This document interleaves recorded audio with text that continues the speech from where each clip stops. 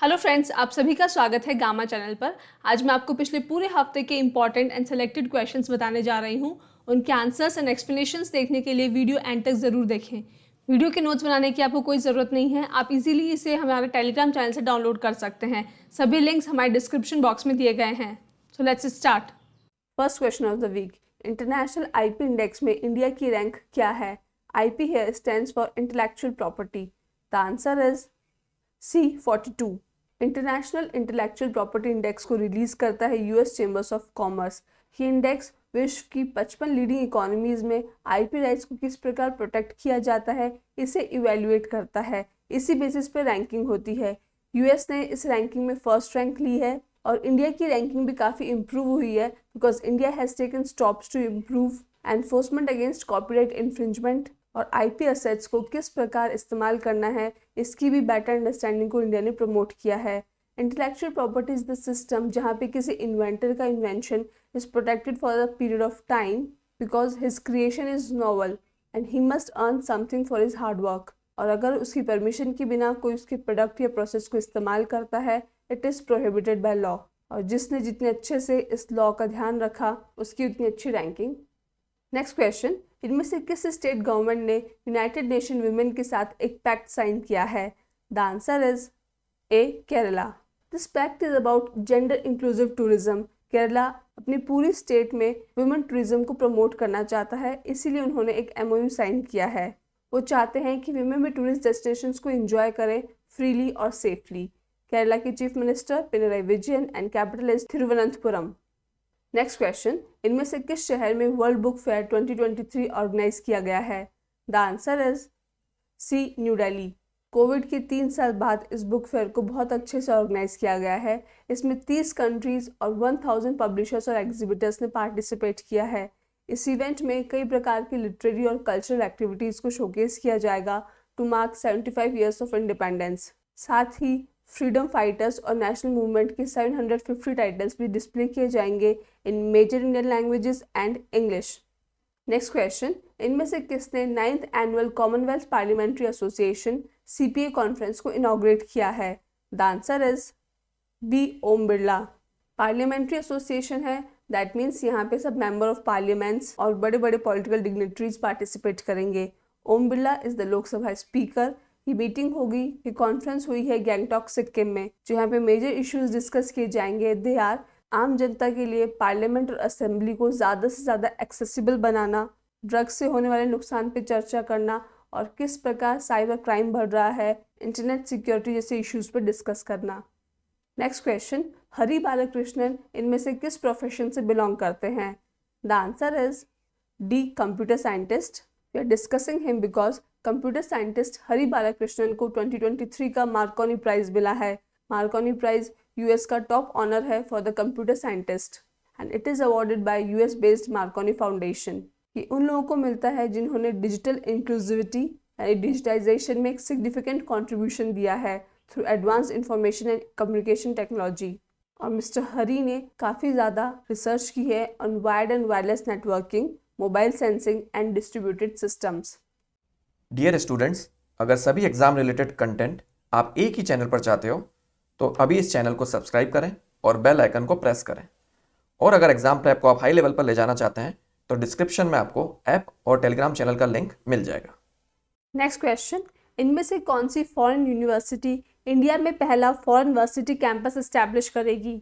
The answer is B, Australia's Deccan university. ये campus बनेगा गुजरात की गिफ्ट सिटी में। हाल ही में ऑस्ट्रेलिया के प्राइम मिनिस्टर एंथनी नॉर्मन ने अहमदाबाद विजिट किया था and he took this decision. Deccan is a good university. QS world university rankings में इसकी रैंक है 266। It is among the top 50 young universities in the world और Times higher education world ranking में भी it is in the band 250 to 300। Deccan ने already gift city regulator IFSCA को apply कर दिया है। IFSCA stands for international financial services centres authority और most probably अगले साल से यूनिवर्सिटी इंडिया में पोस्ट ग्रेजुएट प्रोग्राम्स स्टार्ट कर सकेगी। नेक्स्ट क्वेश्चन, इनमें से कौन पेप्सी का नया ब्रांड एम्बेसडर होगा? The answer is D, Ranveer Singh, Bollywood actor. Pepsi अपनी टैगलाइन और अपने ब्रांड एम्बेसडर को चेंज कर रही है। The new tagline will be rise up baby.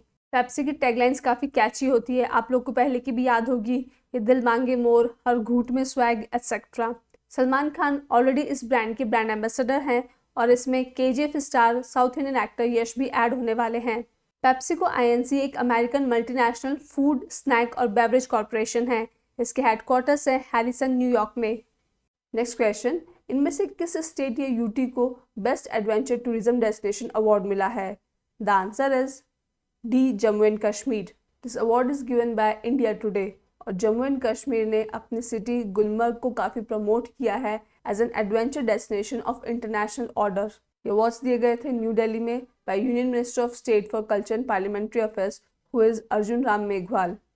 Next question, Aurangabad और उस्मानाबाद इनमें से किस राज्य में लोकेटेड है? The answer is C, Maharashtra. कुछ एक साल पहले महाराष्ट्र के चीफ मिनिस्टर एकनाथ शिंदे ने इन दोनों ही सिटीज का नाम बदलने का डिसाइड किया था और अब मिनिस्ट्री ऑफ होम अफेयर्स ने इस रीनेमिंग के प्रपोजल को एक्सेप्ट कर लिया है। तो औरंगाबाद को अब छत्रपति संभाजी नगर के नाम से जाना जाएगा और Osmanabad will be known as Dharashiv. Next question, इनमें से किसे best FIFA men's player prize of 2022 मिला है? The answer is D, Lionel Messi. Messi is from Argentina और ये प्राइज जीतने के साथ उन्होंने आउटक्लास किया है पेरिस की मबापे और रियल मैड्रिड की कैप्टन करीम बेंजेमा को। This trophy was given at Salle Pleyel in Paris. Next question, इनमें से किस टीम ने 13th hockey India senior women national championship 2023 जीती है? The answer is C, Madhya Pradesh. Madhya Pradesh ने चैंपियनशिप जीती है महाराष्ट्र को हरा के। The venue was Kakinada, Andhra Pradesh. Next question, इनमें से किसने कतर ओपन टाइटल 2023 जीता है? The answer is D, Daniel Medvedev. Daniel ने टाइटल जीता है एंडी मुरे को हरा के। Venue was Doha, Qatar. Qatar open एक प्रोफेशनल वुमेन्स टेनिस टूर्नामेंट है which is played on outdoor hard courts. Next question, इनमें से किस टीम ने ICC women's T20 world cup 2023 जीता है? The answer is A, Australia. India also played very well in this tournament. Australia ने south Africa को हराकर 6th time इस टाइटल को जीता है। The venue was Newlands, Cape town in south Africa only. पिछले 3 सालों से लगातार ऑस्ट्रेलिया टूर्नामेंट जीतती आई है under captain Meg Lanning and this is a hat-trick. ICC player of the tournament का अवार्ड मिला है ऑस्ट्रेलिया की एशले गार्डनर को। नेक्स्ट क्वेश्चन, इनमें से किस सिटी में Ellora Ajanta international festival 2023 observe किया जाएगा? The answer is D, Aurangabad, because the famous caves are located in Aurangabad, Maharashtra. This festival is the celebration of cultural heritage and diversity of the region. इस festival में अजंता और Ellora caves के artwork और architecture को showcase किया जाएगा, साथ ही local और इंटरनेशनल आर्टिस्ट परफॉर्म भी करेंगे। नेक्स्ट क्वेश्चन, इनमें से किस स्टेट में 49th खजुराहो डांस फेस्टिवल शुरू हुआ है? The answer is B, Madhya Pradesh, because Khajuraho is located in Chhatarpur district of Madhya Pradesh. Khajuraho एक एंशियंट सिटी है जिसे चंदेला डायनेस्टी ने बनाया था। It is known for its magnificent temples and intricate sculptures. Khajuraho dance festival 1975 में शुरू हुआ था जब dance was carried away with a great significance. यहाँ पे मेजर डांस फॉर्म्स रहेगी Kathak, Bharatanatyam, Manipuri and Kuchipudi. Next question, इनमें से किस स्टेट में इंडिया का पहला artificial intelligence AI chatbot launch हुआ है for the agriculture sector and the name is AmaKrushi AI? The answer is D, Odisha. Chatbot एक कंप्यूटर प्रोग्राम होता है जो कि आर्टिफिशियल इंटेलिजेंस और नेचुरल लैंग्वेज प्रोसेसिंग को इस्तेमाल करता है। ये कस्टमर के क्वेश्चंस को समझता है और ऑटोमेटिकली रिस्पॉन्स करता है। It's just like a robot but ये कॉन्वर्सेशन भी करता है। तो ये चैटबॉट फार्मर्स को हेल्प करेगा with the best agronomic practices, उन्हें गवर्नमेंट स्कीम्स के बारे में इंफॉर्मेशन देगा along with information of loan products from more than 40 commercial and cooperative banks.